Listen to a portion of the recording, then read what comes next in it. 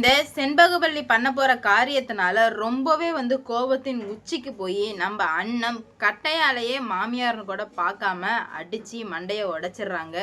எதனால இது நடந்தது, அப்படி செண்பகவல்லி என்னதான் பண்ணாங்க அப்படின்னு சொல்லிட்டு தாங்க இந்த வீடியோல பார்க்க போறோம்.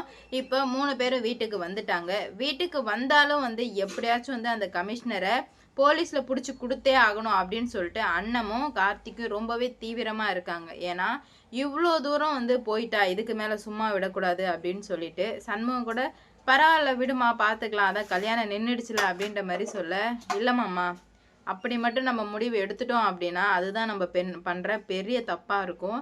யாரையுமே நம்ம மன்னிச்சு விடவே கூடாது அப்படின்ற மாதிரி ரொம்பவே கான்ஃபிடெண்ட்டாக அண்ணன் பேச, இதுக்கு எல்லாத்துக்கும் ஒரு முடிவு கட்டியே ஆகணும் அப்படின்ற மாதிரி பேசிகிட்டு இருக்க வந்துடுறாங்க செண்பகவல்லி. அப்புறம் ரம்யா அவள் வீட்டுக்கு போயிடுறா.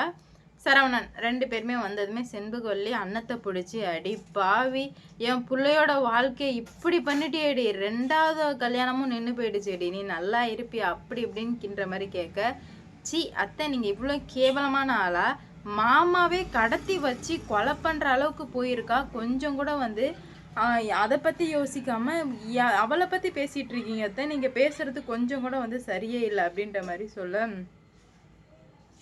நீ அதை பற்றிலாம் எதுவும் பேசாத, உன்னால தான் இன்றைக்கி என் புருஷனுக்கு இந்த நிலைமை ஆயிடுச்சுன்னு சொல்லிட்டு மனசாச்சே இல்லாமல் பேசவுமே கார்த்திக் அம்மா என்னம்மா பேசிகிட்டு இருக்க, உனக்கு அறிவுன்றது இருக்கா இல்லையா, எல்லார் முன்னாடி தானே அண்ணன் துடிச்சு பிடிச்சி நானும் அண்ணமும் போயிட்டு அப்பாவை தேடணும், அப்புறம் எப்படிம்மா நாங்கள் பண்ணியிருப்போம் அப்படின்ற மாதிரி சொல்ல, இதெல்லாம் நடிப்புடி, இந்த கல்யாணத்தை நிப்பாட்டுறதுக்கு நீ பண்ண ட்ராமாடி அப்படின்ற மாதிரி சொல்லவுமே மறுபடியும் அவளை என் தங்கத்தை இந்த வீட்டுக்கு கொண்டு வராமல் நான் விடமாட்டேன் அப்படின்ற மாதிரி சவாலோட அண்ணன் என்ன பண்ணுறாங்கன்னா, வேணாம் இதுவே ரொம்பவே அதிகமாகிடுச்சு, அவள் கல்யாணம் பண்ண நினைக்கும் போதே மாமாவை இந்த மாதிரி பண்ணிட்டா, இதுக்கு மேலேயும் நீங்கள் அவளுக்கு தான் கல்யாணம் பண்ணி கொடுப்பேன்னு சொன்னீங்கன்னா பிரச்சனை ரொம்ப பெருசாக போயிட்டுருக்கும் அத்தை, வேணா விட்டுருங்க அப்படின்ற மாதிரி சொல்ல, நீ யாரடி சொல்கிறதுக்கு வேணா விட்டுருங்கன்னு சொல்கிறதுக்கு, நீ யாரடி அப்படின்ற மாதிரி சண்டை போயிட்டே இருக்குது. அப்போ தான் நம்ம அண்ணன் சொல்கிறாங்க, இங்கே பாருங்கள், நான் தான் அவருக்கு பொண்டாட்டி, என்னதான் இருந்தாலும் நான் தான் ஃபஸ்ட்டு அப்படின்ற மாதிரி சொல்ல, நீங்கள் வேணால் ஃபஸ்ட்டாக இருக்கலாம், ஆனால் என் மாமாவுக்கு எது கரெக்டு எது தப்பு அப்படின்ற மாதிரி எல்லாத்துமே தெரிஞ்சது நான் தான். ஏன்னா நீங்கள் யார் எப்படியாப்பட்டவங்கன்னு இப்போயே நல்லாவே தெரிஞ்சுக்கிட்டேன். அவ்வளோ பிரச்சனை மாமாவை அந்த நிலமையில பார்த்தும் நீங்கள் கொஞ்சம் கூட மனசு இறங்காமல் இந்த மாதிரி பேசிகிட்டு இருக்கிறது நல்லா இருக்காத்த அப்படின்ற மாதிரி கேட்க, அதெல்லாம் உனக்கு என்ன கவலை, உன் வேலை என்னவோ அதை மட்டும் பாரு அப்படின்ற மாதிரி சொல்ல, என் வேலை என்னவோ அதை தான் பார்த்துட்ருக்கேன், இதுக்கு மேலேயாச்சும் கொஞ்சமாச்சும் திருந்துற வழியை பாருங்கள், இல்லை திருந்த மாட்டேன் இப்படியே தான் இருப்பீங்கன்னா தாராளமாக இருந்துக்கோங்க, ஆனால் பிரச்சனை எனக்கு இல்லை உங்களுக்கு தான், அவளை இந்த வீட்டுக்கு நீங்கள் கூப்பிட்டுட்டு வரக்கூடாது அப்படின்ற மாதிரி சொல்ல, நான் கூப்பிட்டுட்டு வருவேன், உன்னால் முடிஞ்சதை பார்த்துக்கோ அப்படின்ற மாதிரி சவால் விடவுமே ரொம்பவே கோபமாயிடுச்சு அண்ணத்துக்கு. நான் படித்து சொல்லிகிட்டு இருக்கேன், நீங்கள் என்ன கேட்காம இந்த மாதிரி பண்ணிட்டுருங்கன்னு சொல்லிட்டு ஒரு கட்டை எடுத்து அடித்தாங்க பாருங்கள் நம்ம அண்ணன். இன்னொரு வாட்டி அவள் வீட்டுக்கு இன்னும் வந்தானா நடக்கிறதே வேறையாக இருக்கும், மரியாதையாக இருந்துக்கோங்க அப்படின்ற மாதிரி பயங்கரமாக சவால் விட்றாங்க. என்ன நடக்க போகுது ஏது நடக்க போகுது அப்படின்னு சொல்லிட்டு வெயிட் பண்ணி பார்க்கலாம். ஏன்னா அண்ணன் ஒரு வாட்டியுமே சரி பொறுத்து போகலாம் அப்படின்ற மாதிரி தான் நினச்சாங்க. ஆனால் இதுக்கு மேலே பொறுத்தே போக முடியாது அப்படின்ற மாதிரி கிளியராக தெரிஞ்சுக்கிறாங்க. என்ன நடக்க போகுது ஏது நடக்க போகுது அப்படின்னு சொல்லிட்டு வெயிட் பண்ணி பார்க்கலாம். கண்டிப்பாக நம்ம அண்ணன் அடித்த வேகத்துக்கு எங்கள் அம்மாவே இப்படி அடிச்சிட்டான்னு சொல்லிட்டு சண்டை போட்டு கிடக்குறாங்க. என் மாமாவுக்காக யாரை வேணால் கொலை பண்ணுவேன், அதனால் இன்னொரு வாட்டி அவளை இங்கே கூட்டு வரப்போகிறேன் அப்படின்ற மாதிரி சொன்னீங்கன்னா நல்லாவே இருக்காது அப்படின்ற மாதிரி சொல்கிறாங்க.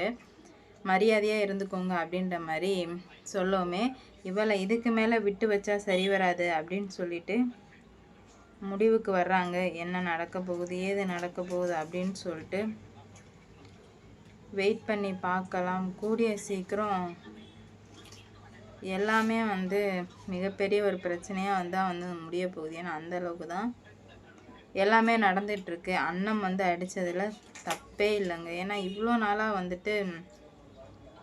இவ பண்ணதுக்கும் போனதுக்கும் எல்லாமே இந்த மாதிரி தான் நடந்துட்டு இருந்தது.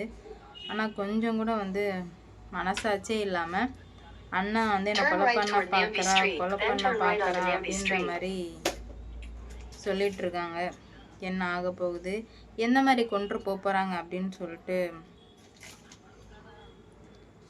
வெயிட் பண்ணி பார்க்கலாம். ஏன்னா அவ்வளோ பிரச்சனை வந்தது, எல்லா பிரச்சனையுமே நம்ம அண்ணன் வந்து சரி பண்ணி கொண்டு வந்திருக்காங்க. ஆனால் இதுக்கு மேலே வந்து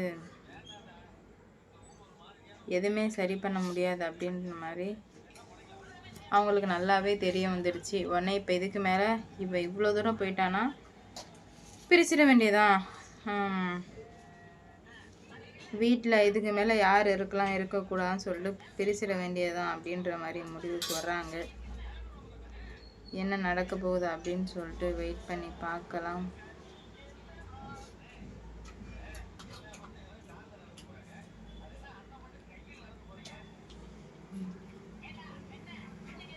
என்ன ஆக போகுது, எப்படி நடக்க போகுதுன்னு சொல்லிட்டு பார்க்கலாம். அண்ணன் வந்து ஒரு முடிவு பண்ணிட்டாங்க. இதுக்கு மேலே நீங்கள் எப்படி இருக்கணுமோ அப்படி இருந்துக்கோங்க, இதுக்கு மேலே நான் எதுக்காகவுமே இங்கே வரமாட்டேன் அப்படின்ற மாதிரி சொல்லி ஒரு முடிவுக்கு வர்றாங்க. ஆனால் வந்து நம்ம அண்ணன் வந்துட்டு சொல்லிட்டாங்க, மாமா இதுக்கு மேலே இந்த வீட்டில் நம்ம இருக்க வேணாம், அவள் இந்த வீட்டுக்கு வந்தால் கொலை கூட பண்ண தயங்க மாட்டா, அதனால் இருக்க வேணாம் மாமா அப்படின்ற மாதிரி சொல்லுவோமே. சரி ஓகே இருக்க வேண்டாம், நம்ம இங்கேருந்து போயிடலான்னு சொல்லுவோமே. எல்லாருக்கும் பதறுது, ஐயோ போகிறேன்னு சொல்கிறாங்களே என்ன பண்ணுறது அப்படின்ற மாதிரி என்ன பண்ணுறது தெரியாமல் முழிச்சிட்ருக்காங்க. பார்க்குறாங்க என்ன நடக்க போகுதுன்னு. ஆனால் இவ்வளோ பிரச்சனை நடந்த பிறகும் மறுபடியும் வந்து நான் ரம்யாவை தான் கல்யாணம் பண்ணுவேன் அப்படின்ற மாதிரி ரொம்பவே பிடிவாதமாக இருக்கான் சரவணன். அதனால் இவங்க எப்படி போனால் என்ன, இதுக்கு மேலே இவங்க விஷயத்தில் நம்ம தலையே இட வேணாம் அப்படின்னு சொல்லிட்டு இங்கேருந்து கிளம்பிடலாம் அப்படின்ற மாதிரி கான்ஃபிடென்ட்டான முடிவுக்கு வர்றாங்க. என்ன ஆக போகுது, என்ன நடக்க போகுது அப்படின்னு சொல்லிட்டு